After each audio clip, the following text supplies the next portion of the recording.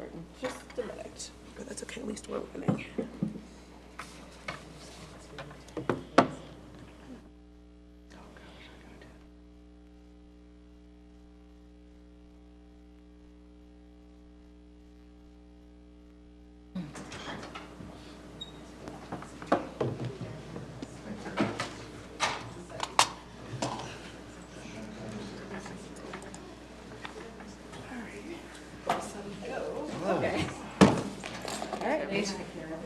Hello.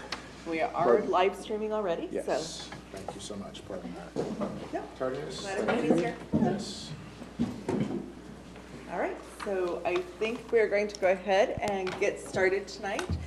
Tonight is a work session for the board to go over policies. We would like to excuse President Van Gadassalam. She is out of the country and not able to attend tonight, but she did send her comments, so we will make sure that those get read at the appropriate time. So I believe Dr. Harmon, Dr. Watts, Dr. Harmon, I'm not sure which one he's starting off tonight. Well, I will take the opportunity, first of all, to say thank you for the opportunity. We are in the midst of one of our most important roles and responsibilities as board superintendent governance team and as school board to review, develop, and improve policy. And so we'll be continuing our second reading and up to fourth reading on a few other policies. And I would call on Dr. Jewel Harmon to begin our process for this evening. Dr. Harmon, the floor is yours. Good evening. It is always fun to do policy cleanup. So I'm still always excited about this. I mean, we have much to do, and so every meeting that we have gets us closer to getting those updated. So we're going to jump right in and there are numerical orders, so that's just how they're showing up this evening. So 1610, conflicts of interest, board of directors superintendent is what shows up first in the line. What you see before you reflects the recommendation to check with and see what Seattle and WASDA were saying about that particular procedure and the update, and include the language that said previously 1712, because we're correcting the number. I apologize, I'm sorry. And then provide procedures. And so the procedures are there for information.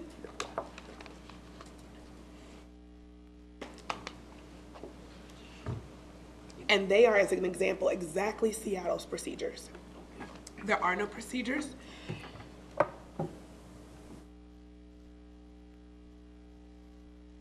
I'm sorry. That's all right. Yeah. Under WASDA. Yeah. Yes. And so the procedures are fairly lengthy, and they are somewhat redundant because they cover some of the pieces that are also under policy 6230, relationship with vendors. But that also explains why it's a cross-reference to the previous. So that's kind of how this ended up on the table in the first place. So when we started with 6230, 5251, and then 1610 were the cross-references in the updated WASDA version of that. I'm sorry. This is, yeah, I'm sorry. Do you have any lozenges? Well, I think it's probably right. Well, I do, but it's really difficult to do that and then have a conversation about it. I actually had them, and I was like, oh, wait, it's time to actually say something. So when we talk about the conflict of interest piece here, the other thing that was really to note was that the district did have a conflict of interest for board of directors, but it was numbered differently than WASDA's. And it's not a big deal that it's not numbered the same way, but you can run into a problem if WASDA does decide to create a policy 1712, and then you've already got an existing one. So if no other changes are made, it's best to at least update the number, would be my suggestion. There's not anything that is asked of or that is different. It does spend some time talking about conflict of interest, not just about relationship with vendors and contracting, but it talks about hiring of staff in terms of the superintendent and then board of directors. This is the best I could, but you already have something. So that is the 1610, and so I'll open the floor to comments, suggestions for changes, recommendations. I know from reading Maya's comments, and I sort of had a similar thing. Where does the substitute teacher thing come from? I mean, it's going to be very limited, very few people, because it's 5 board members and a superintendent, so there could be maybe 6, or I suppose it could be a child, an adult child who's a teacher, but, and it's like for one day, you know, it's not a long-term sub or anything like that, but I just wonder why was that Seattle, was that WASDA? So this is WASDA. Okay. And I think maybe it recognizes that there are some positions that are challenges and you don't want to exclude opportunities. So it seems as if when it comes to conflicts of interest and relationships with vendors and kind of this series of work, what is limited or what is held as open access is what would be open to any other traditional or regular member of society. So theoretically, anyone with the proper credentials can be a substitute teacher. And so by nature of that piece, then why shouldn't a family member of a board of director person or a superintendent be allowed to do that? And it just calls it out there. And they're not direct supervising that group, so. Point of information. So that's actually a specific exemption in RCW 4223.030 to the conflicts of interest statute. For some reason, the legislature said substitute teachers in these conditions are fine. So that's That it's okay. That's the exception. Well, and that's where, like, in general, I mean, it's conflict of interest. I think unless we have a reason, I want to limit exceptions to none. The substitute teacher one is fine. But essentially, I'm concerned about just some of these A and B seem random. And so as F seems vague in terms of the exceptions. And so I know from our prior one it said, like, look, if your spouse was already employed, that's fine prior to someone becoming a board member. That same language seems consistent. Otherwise, no employment overall, and I think the substitute teacher language seems appropriate as well. Again, like you said, we're talking like 6 people that might be a substitute teacher, want to be a substitute teacher. Allowing for that seems fine. Yeah. Other than that, what I'm thinking about my recommendation would strike A, B, and F, just because I don't know why they need to be there. From the why should we have an exception for a conflict of interest? I think we would go broader rather than create more exceptions. I can talk more about that if it doesn't make sense. So you said A, B, and F. And A and F.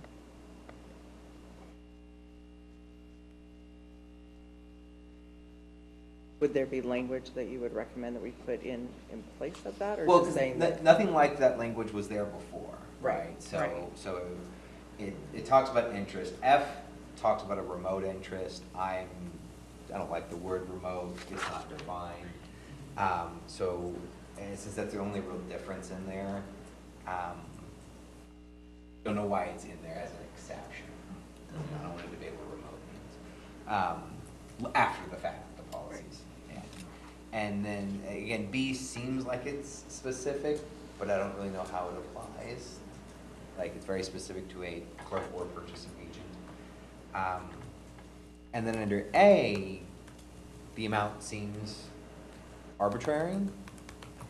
And so from an analyst standpoint, I say, okay, are we saying it's okay if every board member purchases materials from their business at $1,499.99 per month, and we're okay with that? Is that legal language, do we know that number, or is that?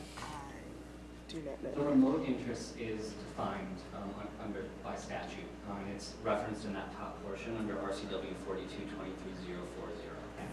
I think typically with WASDA, they adjust their policy, Yeah. their policies based on legal language. Yeah. That comes out. So I don't know, and I will say in my experience, policy exists because of problems that have existed to cause policy to need to be put into place. I don't know if that's our case here, but I'm thinking So this is exceptions to conflicts of interest. Right, and So so. meaning you could have something that would be perceived as a conflict of interest, but then these are the exceptions to that. But like the limits and the things, right, the specificity in it, I wonder if something happened, I'm not Well, sure. I'm sure, yeah, Right, I'm yeah, sure so- Usually it's Some number of people context, somewhere. and it, so if we go back to when this was written, Right. there may have been a value where 1,500 makes sense, and when context changes, we may not know the reason why. But Tim, that's, you're here certainly Yeah, for that reason. I had really quick slick Yes. answers to those other ones, but I'm not sure where the 1,500 comes from, Right. to be honest. So, I hadn't had the opportunity to review this before just now, so. But there's language around the remote, around F. Yes, that subsection F is specifically defined as referenced above in those legal references. You can see there are more interest referenced. So I guess what would, and this is a general question without an answer, why would we be interested in allowing a remote interest exception? Because the law allows for it. I mean, that's what. But in this case, I'm interested in being stricter than the law by policy. And I Because we can't be looser than the law by policy, you know, we have to follow the law. Mhm. So we either comply or we're stricter. Right now, there's no compelling reason I can think of why we want to allow a remote interest exception to the conflict of interest. Mhm. I mean, I think that If we wanna take a more detailed look into what the definition of remote interest That would be my is, thought. and then figure out if those make sense Mhm. for us or not, I think that could be a way to address your concerns. I would just be, basically reading from my phone right now. Yeah. To try to come up with a good answer for that right now. And the RCW does define what the remote interests are. Yeah. So it does spell out 4 specific points of what a remote interest is. Well, and I also want to see if there's a reason, because there could be a reason that if we remove this, then that default triggers something that someone has, that they didn't know didn't trigger before. We're saying a reason why the remote interest, why the Right. language is here. I mean, I'll give you an example. Okay. I work for an auditing firm, and if we were to hire them for any other reason, Sure. I could remove myself from that decision, but it could be perceived as a conflict of interest. Now, my interest in this is very remote. It's almost, you have no like equity interest or anything, so it could be very remote and I could remove myself, but it could be a technical trip if we remove this exception.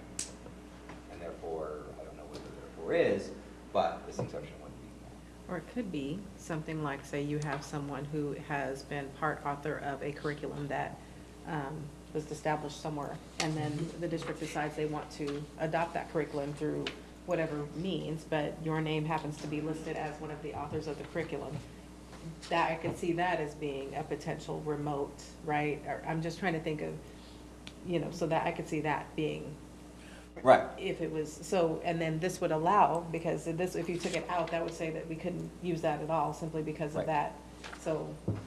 That's where it gets down to a philosophical thing among us, and not necessarily among us, because this is policy, this is among us and future people that will be here. Right. Are we interested in the perception of 0 conflicts of interest and 0 exceptions, and then allow future boards to add exceptions if they want, versus allowing for an exception now? Again, I don't have an answer to that. Yeah. That's just a question out in the air. And then remote interest is also defined, and those 4 bullet points are listed in the procedure, is what I was going to point out. okay. So they're there in the procedure. It talks about remote interest, and it talks about the 4 areas, and they may not fit. Like I said, you may want to be more strict than that, but they are listed in procedure. As a reminder of this is how we're operationalizing this. And then as a note, the clerk piece is actually in the RCW the same way that the substitute teacher piece is. So somebody So got apparently that in there. someone, Yeah. right, that was a piece There was just some clerk. that wanted them to, right, it calls it out in the RCW. So, I would say we may want to leave that one in, even though it may not be necessarily useful or beneficial to us in terms of something that is of a concern. But the point is, like, we didn't make it up and put it in No. there per se. No. We're saying came somebody from might last have step, right. found this very important and wanted to put it in there, and we're saying we're not going to disallow the exception that's allowed by law. And so the recommendation then, just to be clear, I want to make sure Go ahead. I just want to make sure I'm Cycle keeping back up with, and right, I forth. want to make sure, that's what I said, I want to make sure I'm keeping up with where we are so far right now. Is that B will remain, because it's listed in the RCW. that we will keep the substitute teacher piece, and that we're going to remove A. And I'm gonna come back to that, or do we wanna have a I wanna conversation know about the more dollar about amount? how the dollar amount came to. Yeah. Because again, you could have a scenario to where, let's say you're, I don't know, doing something and there's a nominal, someone's spouse has a nominal interest and they get like $50 a month or something, I don't know. Are we saying is the number relevant? I mean, we wanna focus on the number and making sure that it's fit, or is anything above 0 relevant? I wanna know more about how the number came about, but then that's the broader question I want discussed about. So that might be a deeper question, a Yes. conversation with WASDA. Oh, That is pulled directly from model policy. It's not necessarily called out in the, I can't find it anywhere in the RCWs about an exact Gotcha. dollar amount. And so this comes down to maybe a philosophical belief conversation with the board about, is it the amount, or is it the total on an annual basis? Is it about the number of in conjunction with the amount? That is of importance, and you're right, I think it goes to, well, what happens if this triggers something that I didn't know was something, and now it is because. And when I look back on 1712, our old language said no board member or employee of the board will have any monetary interest directly or indirectly with any contract, Right. purchase material, or activity paid from school funds except as permitted by law. right, so And this I seems didn't to s- carve this out a seems- smaller section, effectively $16,000 a year, it's okay. And so I don't know, yeah. we can go back to prior language if that is the preference of the group to say, for A, that's what you'd prefer to see, something that looked more like that was more restrictive, that's. I thought 1,500 seemed like a lot, but. I think But it seems like a lot too. So, Yeah, per just- month. Yeah, per month. It's an interesting, and I don't know why. Actually comes from a statute too, after looking through. Oh, you found it? Yeah, it's in It's usually- RCW 42-23-030 subsection 6. So there is a basis for all of this, just what the law says.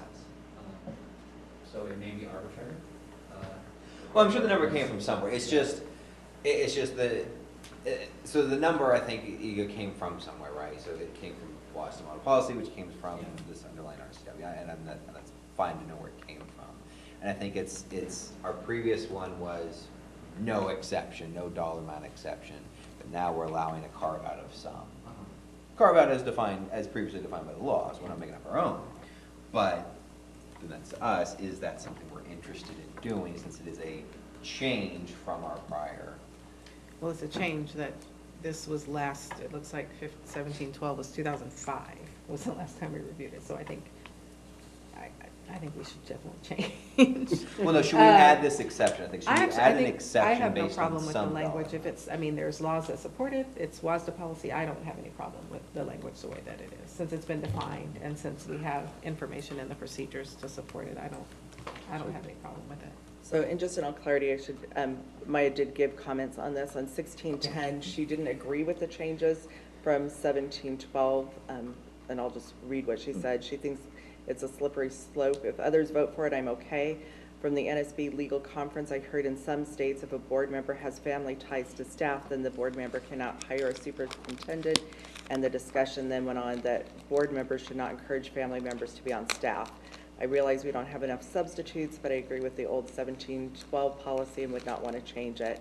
Another matter is that Dr. Watts is considered staff employee as well and is covered under 5251. Separating out looks odd, though 1712 addresses the superintendent. So,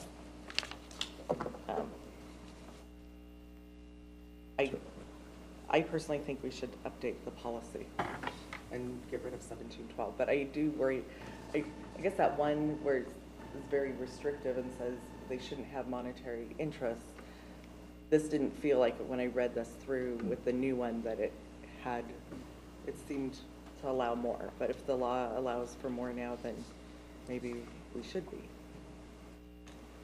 Well, the law typically supersedes policy, so the question for us is, Right. if we,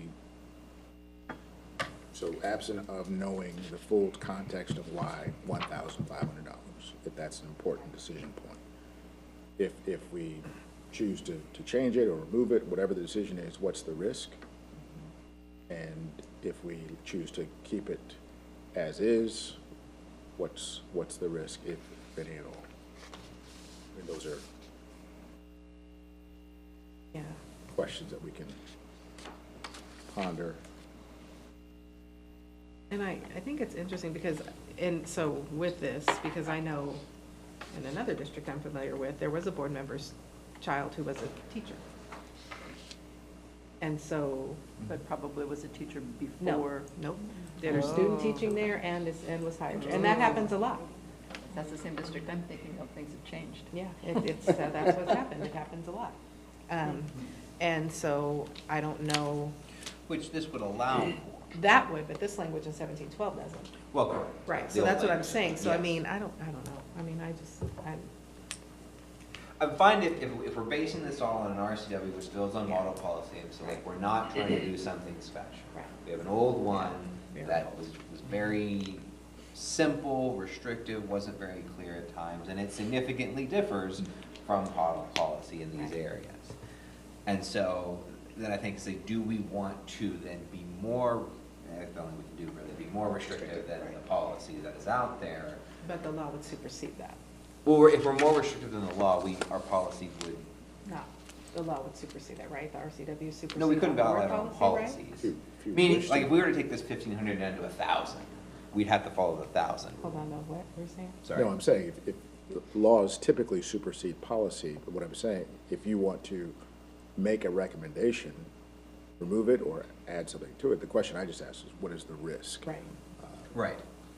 Yeah, so generally, we couldn't write something that was more allowed more conflicts than the law. Correct. But we can't But we allow could, less. according to our policy, we could do something that's more restrictive than, we could say, under our conflicts of interest, it wouldn't necessarily violate It wouldn't state go law, over and but above we're the saying law. that we're not. It is, okay, yeah.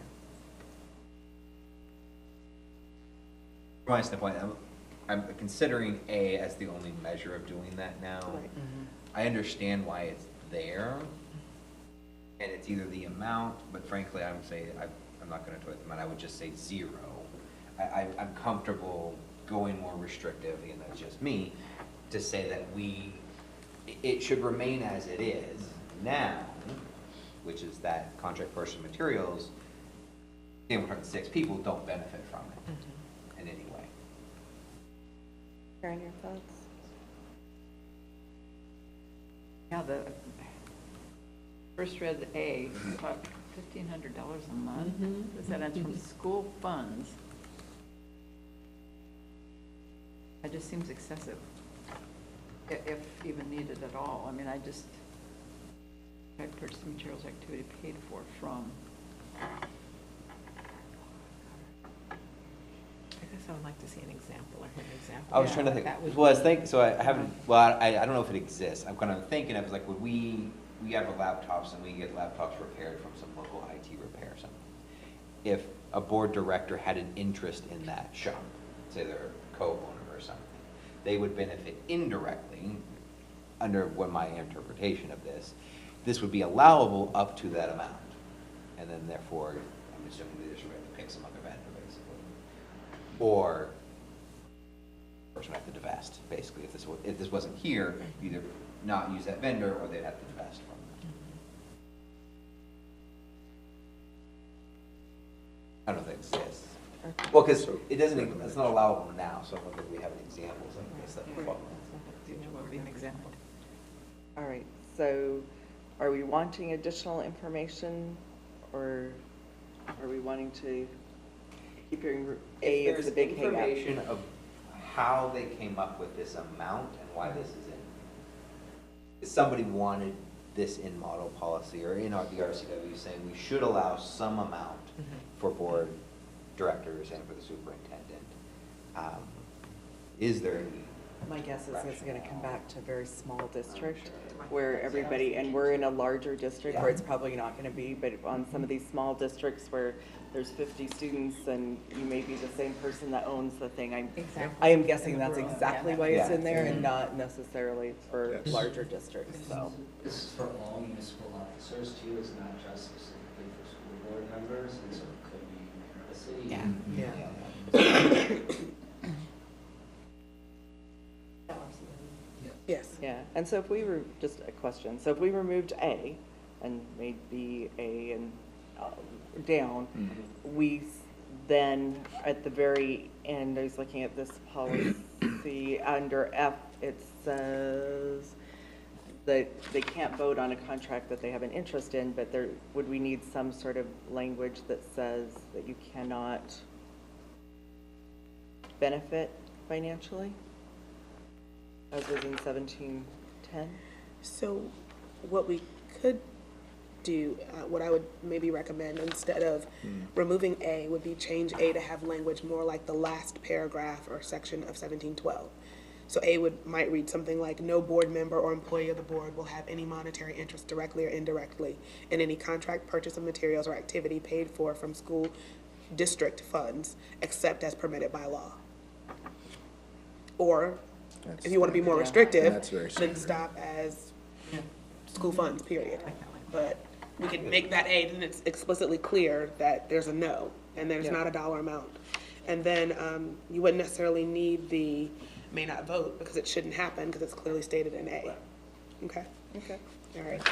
all right.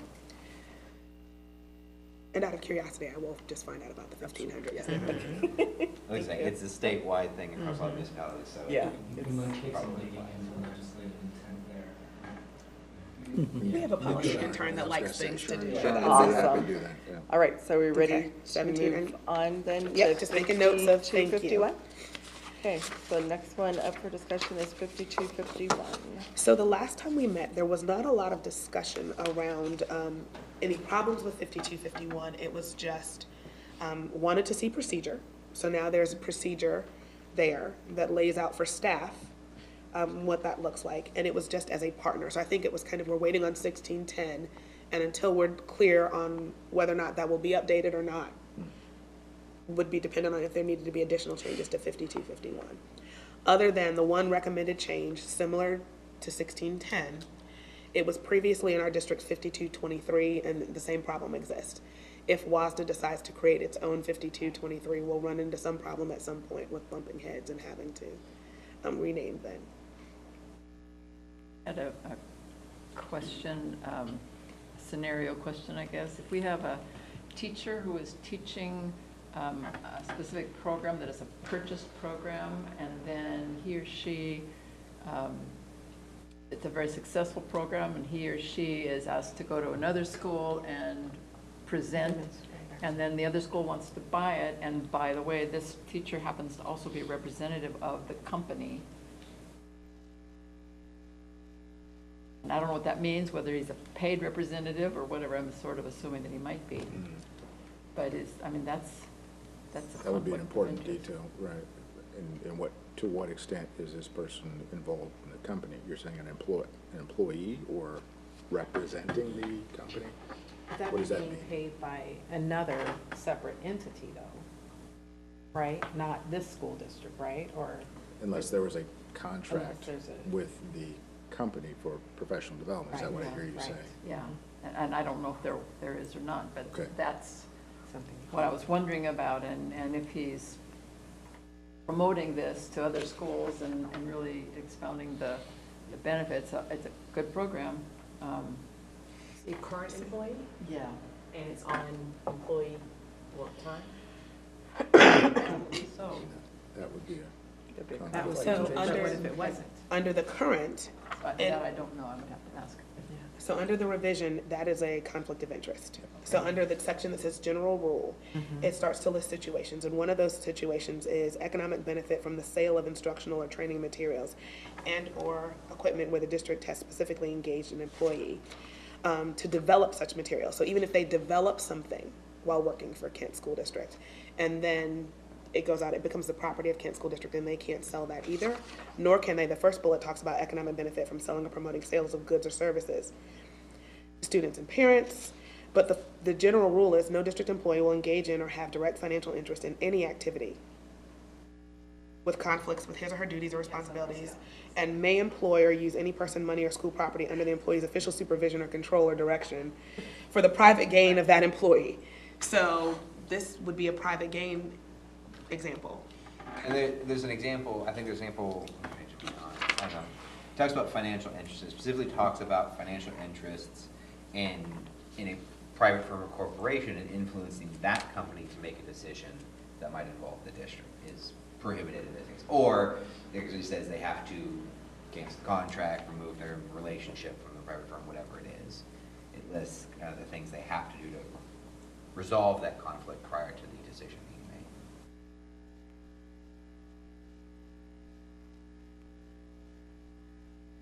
Any other questions on this one? Are you ready to move forward with this one for a future board meeting for approval? I had a question with consulting, but I think all of the things that are listed under the permitted or basically the do nots are covered. The only thing I noted, and I know we don't approve procedure, but the procedure seemed really short.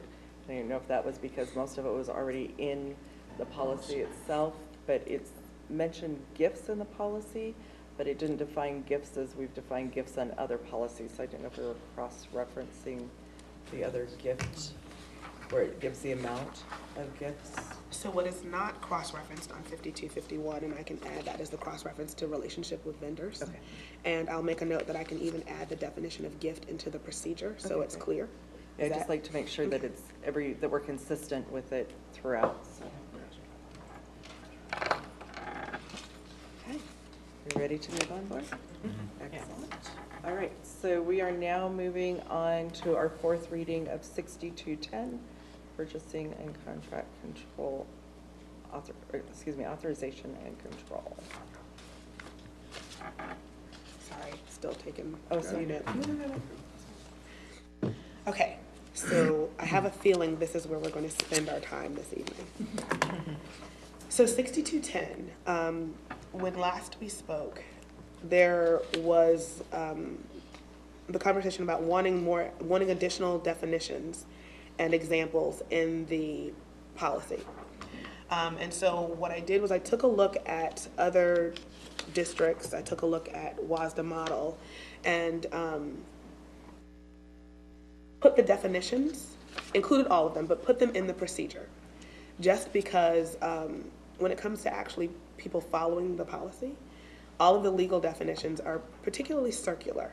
So if you take a look at the procedure, the federal definitions that you all asked to be included starts with capital assets.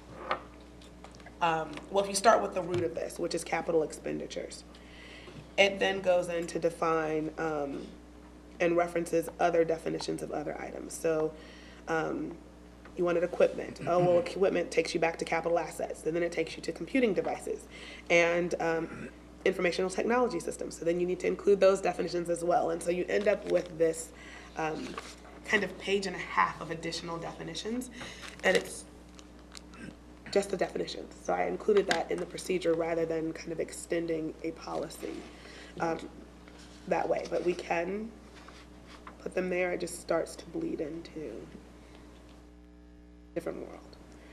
And then I wanted to talk a little bit about the amount. I think has been par for the course of the discussion of is 5,000 the right amount. And so what you have as handouts are two documents. One of which you've seen before, it's just a reminder. It's the one pager back and front, that's the ledger of capital outlay expenditures for the 17-18 school year.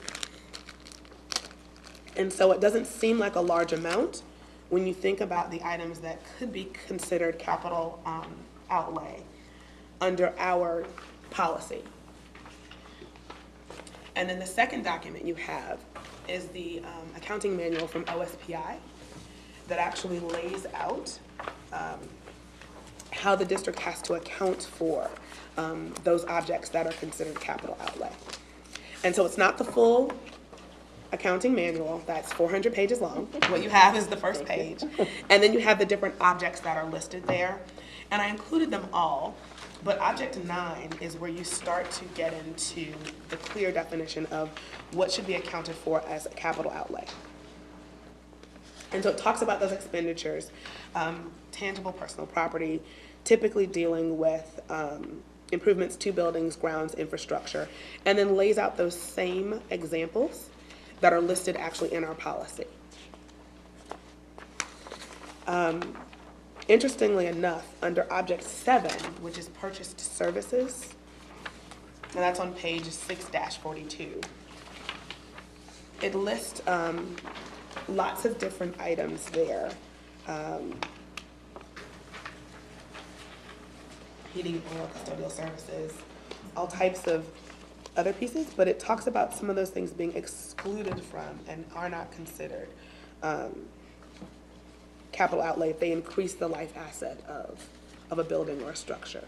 So although federal language seems to consider capital outlay expenditures as vast and expansive by definition, according to OSPI's accounting manual of how we're supposed to charge accounts, it is a little more restrictive.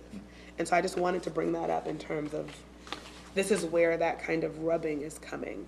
And then that also leads into why 6211 might exist, to kind of close that gap, to say, if we want to talk about just general purchases regardless of fund or use that you'd like to see before the board, then let's develop a procurement policy that says anything over this dollar amount should come before the board. Regardless, right, that's about capital, right, and so that's So why it's 6211 comes into You know, play. capital assets. Right, it's, Long-term stuff. right, Like I said, purchase services that only roll up under capital assets, so an architecture we hire for somebody rolls up under the capital asset. which is why it's such a small list. Which means that if at the heart of this, it's about getting things before the board in terms of a dollar amount of expenditure, that's why an accompanying policy would be what I would suggest. Rather than trying to force it to fit within a capital outlay policy where it doesn't really live. Well, this one, the 5,000, what I wanted to clarify, so according to the manual, the capital outlay item has to be at least $5,000. So we are effectively saying we are approving all capital outlay items by matching it to the minimum Right. capitalizable expense. Right, we can't make an expense in capital outlay unless it comes to. Yeah.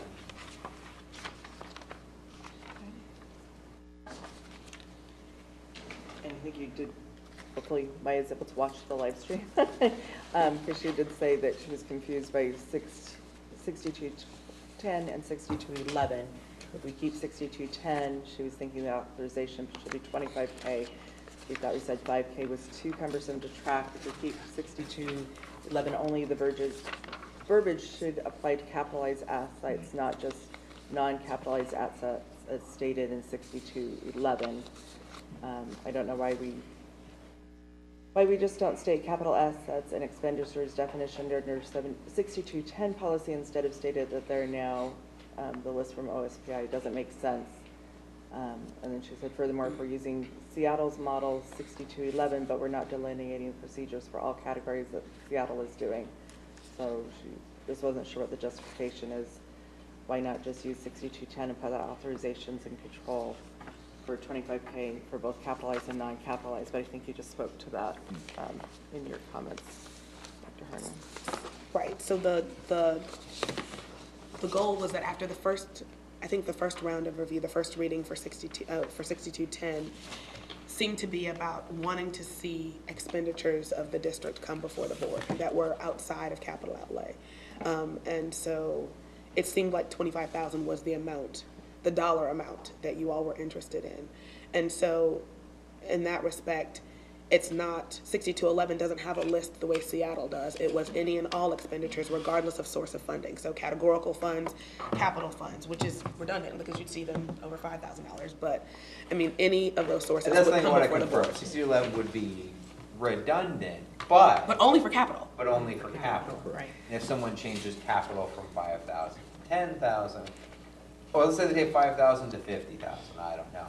6211 still applies to everything over 25. Everything over 25 still would come to the board. And that's why 6211 existed, was to kind of close that, because it seemed like hearing you all's discussion, it was more about what came before the board in terms of purchases than it was about what type of fund it was coming from.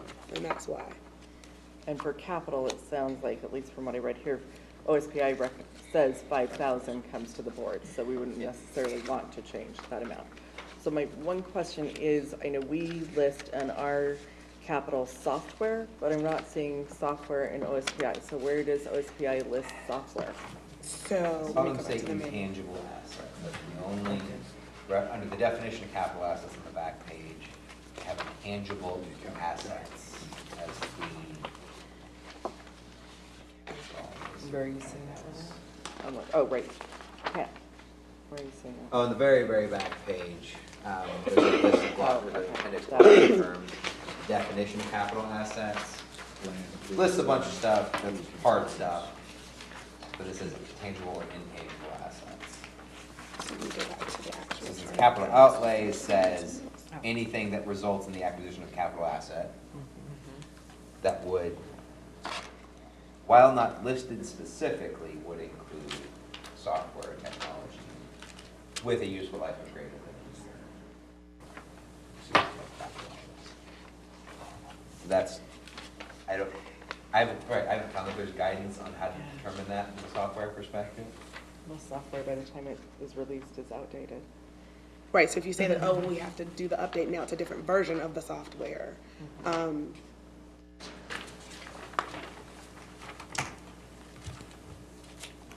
Or, I mean, one could be like a license, you should be licensed in annual Right. subscription. A license, a capital asset as defined here, maybe not, but I'm guessing. But is that something you want to anyway see? At 5,000. And At six- 5,000 versus Right. 25,000. And 6211 would say that at 25,000 you would see it anyway. And to be honest, most of our software licenses, technology purchases, one-to-one, all of those things are going to be over that $25,000 Right, amount. we're and you're interested going- in non-capitalized software between 5 and 25,000. I didn't know that, what that would be. What example? I'm trying to think of what an That would example would be. So, That's a great question. because it's total purchase, so we're talking a user-based model, we usually have a lot of users, so it's trip 20,000 anyway. And typically, so most software companies right now charge per pupil. Yeah. And typically, it's anywhere between $1.50 to $2.50 to 27, 26,000. We're always gonna be within that. Yep. That's frank. Karen or Denise, anything on, you're good? Okay. We're good. Okay, thank you. So that's 6210. It seems like we've had a little bit of a discussion about 6211, but I just want to kind of open that up a tiny bit more. Like I said, the goal of that was to kind of close the gap around what came before the board. And so it's not very long. It doesn't speak to any particular funds. It gives examples of types of funds, but it is regardless of fund and funding source. That dollar amount comes before the board. It also talks about the district receiving money. So we're talking about having to approve the receipt of grants. Right.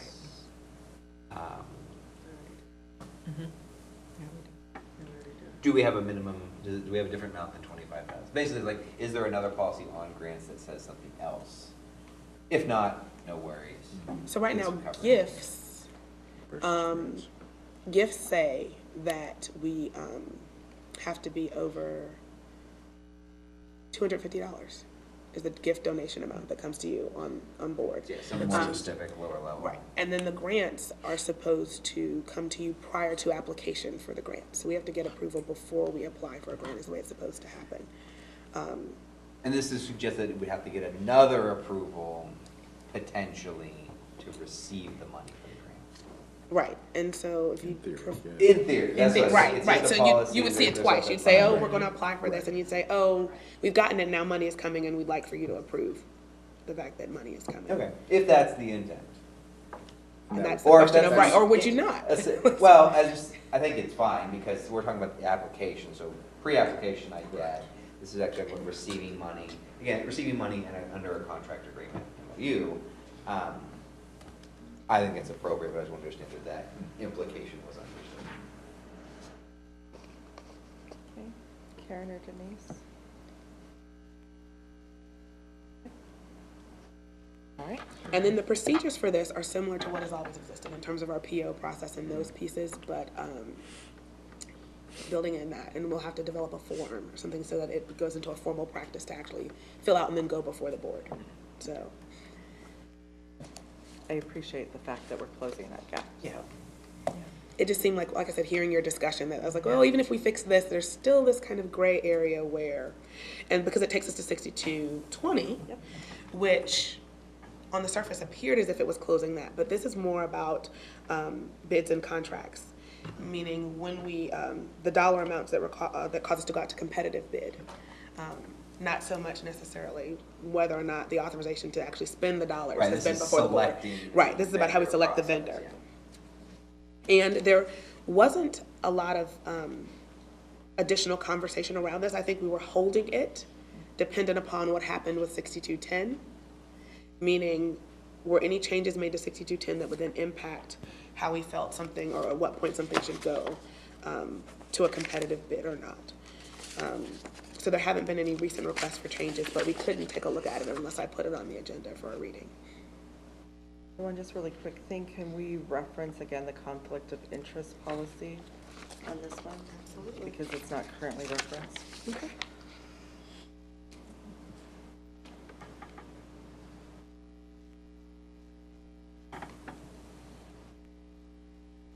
Ross, you're It's good? good, yeah, it looks like Yeah. all the things we talked about are in there. Denise, you're good? Karen? Okay. And there were no comments from my own, this one or the last one, so just want to be clear there. Okay. Ready to move? Yes, sorry. Oh, no, you're fine, you're just checking. Everyone So else. we're on 6230. And so 6230, relationship with vendors. There were no updated pieces to this. It was just, when we last met, it was wanting to kind of, I guess, adopt these or kind of close the conversation on all of them together as a collective group. And so that's why it's coming before you. You didn't ask to see anything different. You didn't ask for additional definitions or rules to be included. It was just, we don't want to make changes with the other policies that may impact this one and then have to go back and make those changes. So, this, And procedures still coming on this one. yes. About, I guess, who or how the reporting happens based on declaring that relationship.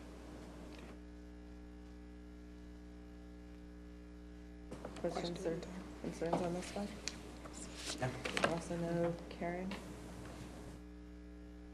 You're good?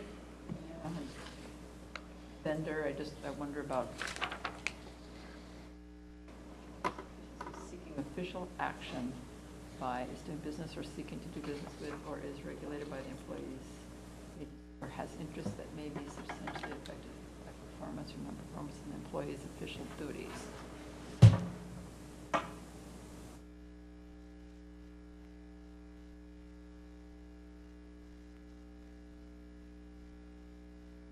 Denise, you're okay?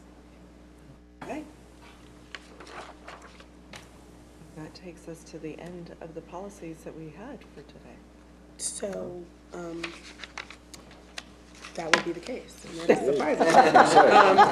So leave it up to the one time that I don't have a slate of, or Not for today. There are more, just not. yes, and I am quite honestly surprised. But I just want to recap then, so the next steps to make sure I'm clear of where we're going. So on the December 12th, 14th board meeting is the next regular board meeting. You will see before you on the excuse me, on the consent agenda, the policy 1610 with the language that we discussed changing for letter A, removing any interest in vendor contracts. Sorry. And just because we're on live feed, December 12th is the board meeting. I thought I couldn't remember. Sorry. Thank Okay. you. Everyone knew it is on December 12th. Yes, we're coming on Friday. Yeah, don't come on a Friday. No, please don't. On December Seeing how 12th. committed we are, that's all, that's it. On December 12th, we will, you'll see 1610. With that language changed for letter A. The informational, you will see the procedures there for 1610. You'll see conflict of interest 5251 for staff. With the, let me ask for, cross-reference is updated. And you'll see the conflicts of interest procedure for staff updated with definitions of gifts that are clear in line with the relationship with the board. 6210 will show up as is. There were no changes this evening made to that. And the procedures right now will remain with the definitions included and the amounts explicitly listed. And that will show up, the procedures will show up on informational. And then for 6220, policy again on the consent agenda, and then procedures on informational. And then last but not least, 6230. And it might be a first draft of procedures on the informational. I just had one question because I'm going back and forth between my notes. And my notes didn't make, sorry. And you're fine. On 1610, on the procedures, one thing that I did note that we may want to look at or change, it does list the director, superintendent, or employee, and it speaks to employee throughout the procedures in 1610. Okay. And so I didn't know if that was intentional or not. We might want to, if we haven't addressed employees in policy, so even under transactions, what's constitute prohibited conflicts of interest, it says director, superintendent, and employees. So we might just want to take another look at that procedures on 1610, just to make sure it's narrowed down to the two. Okay. Even though I think they apply, but probably not appropriate for the board superintendent procedure. All right. All right. And I apologize for not stating that earlier. No worries. Thank you. Thank you. That's why I'm glad I reviewed to make sure that we capture all those pieces. And Okay, so I believe that that concludes our work session for tonight. So thank you all, and we'll adjourn tonight's work session. thank you.